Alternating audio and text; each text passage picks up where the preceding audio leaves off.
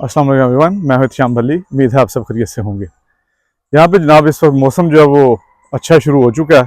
सर्दियाँ भी लाखर ख़त्म हो गई हैं, तो मैंने सोचा कि साथ वॉक कर ली जाए और साथ आज का जो मौजू है उसके ऊपर बात कर ली जाए।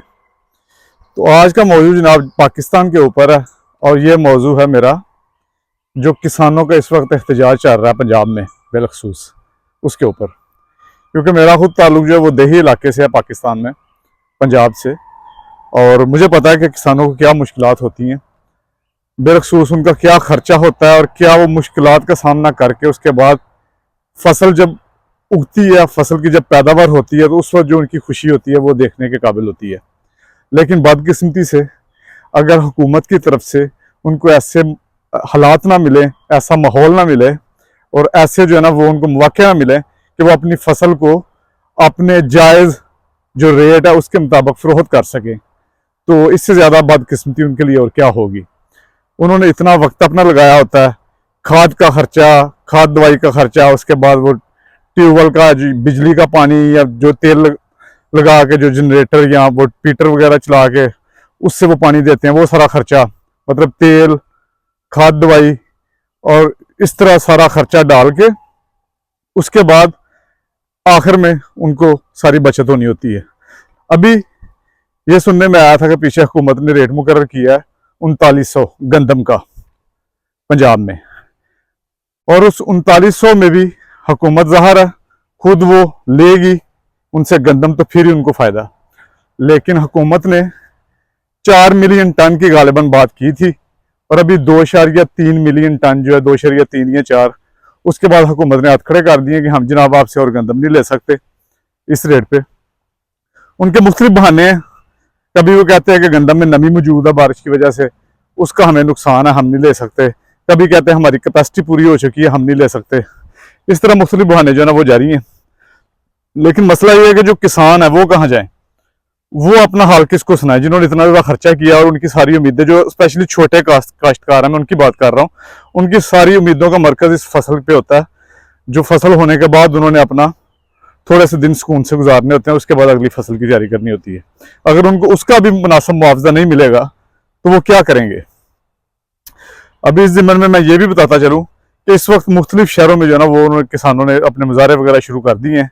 पाकिस्तान किसान इत्तेहाद, उनकी एक यूनियन है, उसके उसके अंडर जो है वो उनके मुजाहरे वगैरह वो जारी हैं, और पुलिस ने, हुकूमत ने, पंजाब हुकूमत ने कुछ मुजाहिरीन को गिरफ्तार भी किया।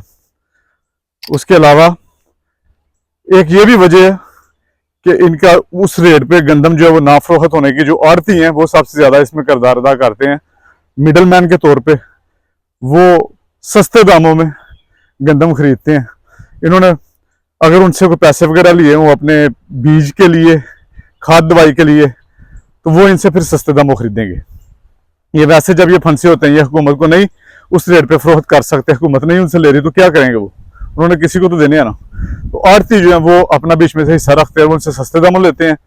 मुझे कोई बंदा बता रहा था, मुझे पंजाब में अपने इलाके से, कि इस वक्त वहाँ पे आड़ती 2500 से 3000 के दरमियान इस रेट से ज़्यादा गंदम लेने पे तैयार नहीं है।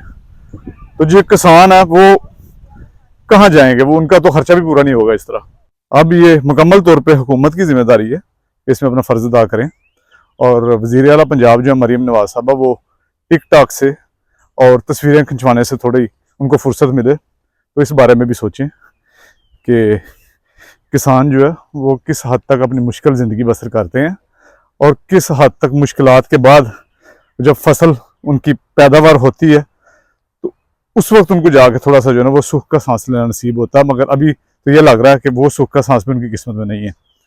तो खुदारा वज़ीर आला पंजाब साहिबा अब अपने फैशन शो से बाहर निकलें और इसकी अमली तौर पे कोई इसका हल निकालें इस बात का, वरना किसान इस तरह भूखे मरते रहेंगे और आप लोगों की जान को रोते रहेंगे। नून लीग की हुकूमत तो बिलखसूस वैसे ही बदनाम है इस मामले में, और उनके बारे में ये कहा जाता है कि वो किसान दोस्त हरगिज़ हुकूमत नहीं होती उनकी, जब भी आती है वो ज़्यादा कारोबारी जो अफराद हैं, जो ताजर हैं, उनके लिए काफ़ी मौके फ्राहम करती है। लेकिन किसानों के लिए उन्होंने जो है ना वो बिल्कुल सोचना छोड़ दिया हुआ है। अभी भी वो सुना है जो पिछली निगरान हुकूमत गई है उनके ऊपर डाल रहे हैं अब इस वक्त पीटीआई की भी खुशकिस्मती है कि वो बच गए हैं, क्योंकि वो एक या दो हुकूमत पहले की बात है जब वो हुकूमत करते, नहीं तो सारा मलबा उनके ऊपर डाल देना था उन्होंने। और निगरान हुकूमत भी कैसी मजे की बात है, इनकी अपनी थी। जो भी हुकूमत कर रहे हैं, हुकूमत में है, उनकी अपनी ही निगरान हुकूमत थी, उनके अपने ही बंदे थे उसके अंदर भी। ठीक, निगरान हुकूमत से पहले भी उनकी अपनी हुकूमत थी। तो अभी एक दूसरे की तरफ ये बस बाल को फेंक रहे हैं कि कौन जो है ना वो बाल को पकड़ेगा और उसके ऊपर इल्ज़ाम लगाएंगे। लेकिन मसला ये है कि इस तरह ये मसला तो हल नहीं होगा।